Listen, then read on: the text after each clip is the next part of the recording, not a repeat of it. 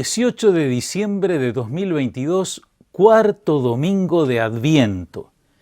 Él salvará a su pueblo de todos sus pecados.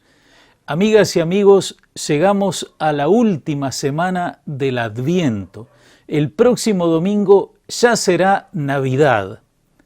Hoy leemos en el Evangelio de San Mateo el relato de la Anunciación, pero no la Anunciación a María, que está en el Evangelio de Lucas, sino la Anunciación a San José.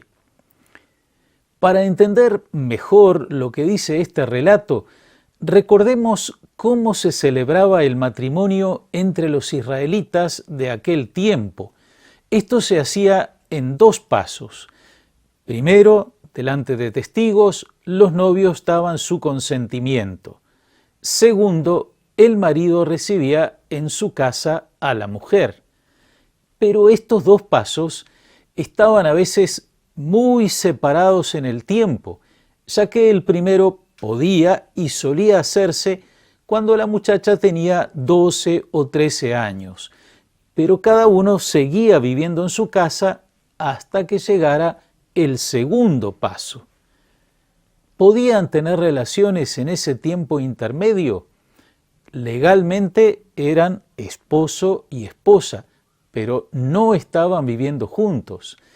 En algunas regiones se aceptaba esa convivencia ocasional, en otras no. Tanto Mateo como Lucas nos dicen que María era virgen, por lo tanto ella no estaba teniendo esa convivencia con José, ni por supuesto con ningún otro hombre. Ellos habían dado el primer paso, pero faltaba el segundo. José no la había recibido en su casa. Vayamos al texto. Jesucristo fue engendrado así. María, su madre, estaba comprometida con José, y cuando todavía no habían vivido juntos, concibió un hijo por obra del Espíritu Santo. José se entera de que María está embarazada. ¿Cuál es su reacción? José, su esposo, que era un hombre justo y no quería denunciarla públicamente, resolvió abandonarla en secreto. ¿Qué significa que José era un hombre justo? Podríamos traducirlo diciendo que era un hombre de Dios, un hombre santo, porque el hombre justo para los israelitas es el hombre que se deja guiar en la vida por la ley de Dios. Esto es mucho más que cumplir exteriormente una serie de preceptos.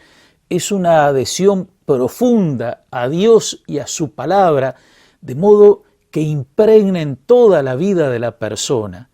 El Salmo 1 nos da una buena definición del hombre justo. Se complace en la ley del Señor y la medita de día y de noche. Notemos que no dice simplemente cumple la ley del Señor. Se complace, significa que encuentra su felicidad en vivir de acuerdo con la ley de Dios. Es significativo también la medita de día y de noche. La persona justa interioriza la ley de Dios, busca entrar en su esencia, en su sentido más profundo. José se encuentra ante un dilema. Él y María no han convivido y María está embarazada. Ese hijo no es suyo. El consentimiento que José y María se han dado es sagrado, y esa realidad desconcertante que ha aparecido lo ha roto. José entiende que ya no puede dar el segundo paso para completar su matrimonio, es decir, recibir a María en su casa. Pero no es solo eso. La ley habilita a José a rechazar públicamente a María, lo que equivale a denunciarla por adulterio, con todas las terribles consecuencias que eso tendría para ella. José elige otro camino que está en el espíritu de la ley, la misericordia. Abandonarla en secreto no significa que José desaparezca, sino que rompe el contrato matrimonial inicial sin hacer una manifestación pública que exponga a María. Pero lo que José no puede ver todavía es que en su vida y en la de María ha entrado el proyecto de Dios, que necesita no solo la colaboración de ella como madre de su hijo, sino también la cooperación de José. Según nos cuenta San Lucas, María recibió el anuncio del ángel de que iba a ser madre del Hijo de Dios, estando bien despierta y tomando la palabra para dar su asentimiento. Yo soy la servidora del Señor, que se cumpla en mí lo que has dicho. Para José, el anuncio llegará de otra manera.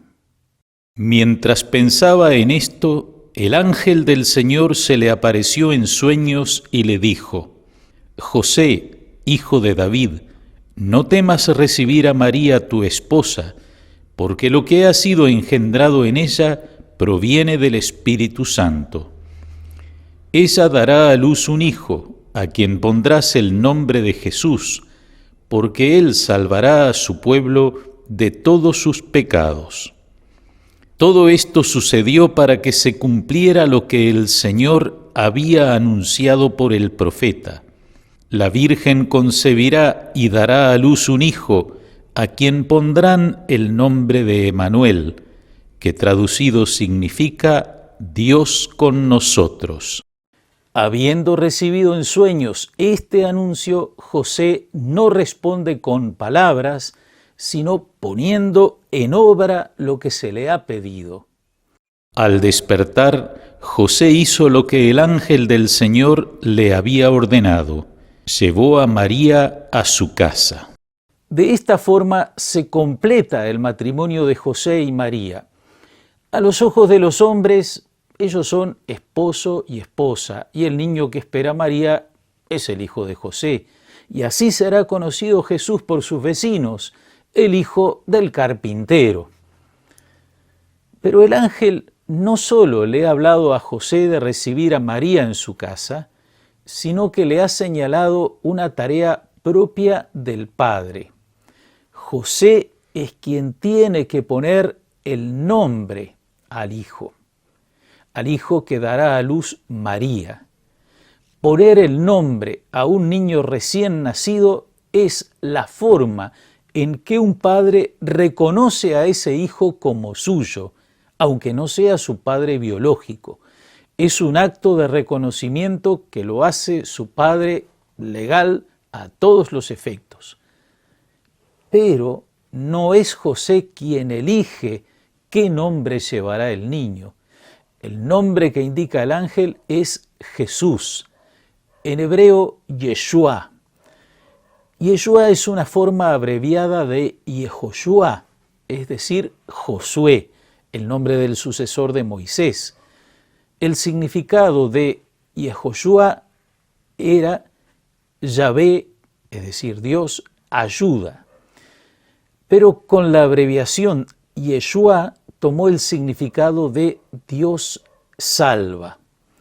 El nombre de Jesús, pues, es un anuncio de su misión, y así lo explica Mateo, porque Él salvará a su pueblo de todos sus pecados. ¿Qué quiere decir su pueblo? ¿Cuál es ese pueblo? Ese pueblo llamado a la salvación es la humanidad entera. Es interesante ir al libro del Apocalipsis, que nos presenta esta visión. Miré y había una muchedumbre inmensa que nadie podría contar, de toda nación, razas, pueblos y lenguas, de pie delante del trono y el Cordero, vestidos con vestiduras blancas y con palmas en sus manos, y gritan con fuerte voz: La salvación es de nuestro Dios, que está sentado en el trono y del Cordero. Entonces Jesús, Dios salva, ha venido a salvar a la humanidad entera de todos sus pecados. ¿De qué se trata?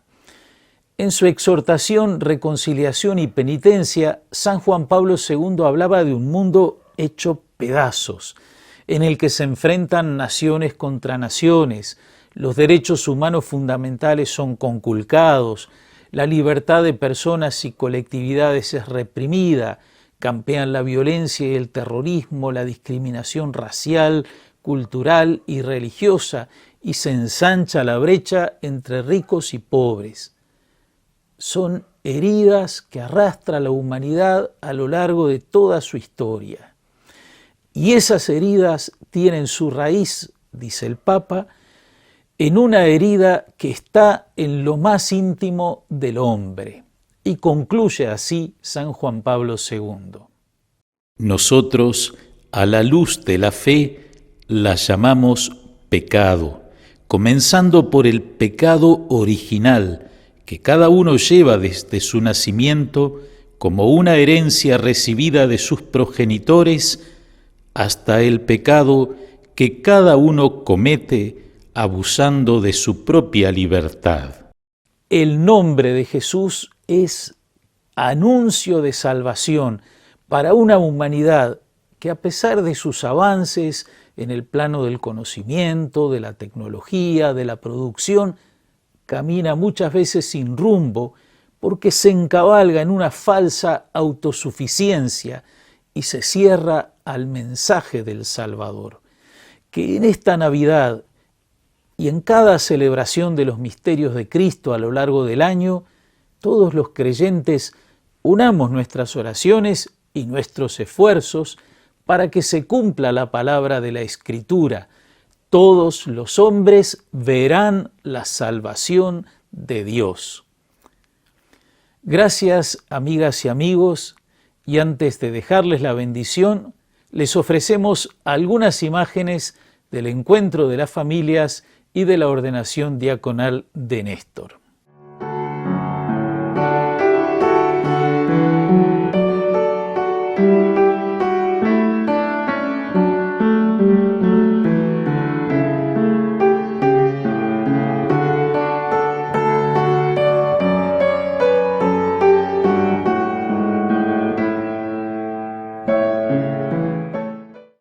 Buena semana en preparación a la Navidad. Que los bendiga Dios Todopoderoso, Padre, Hijo y Espíritu Santo. Amén.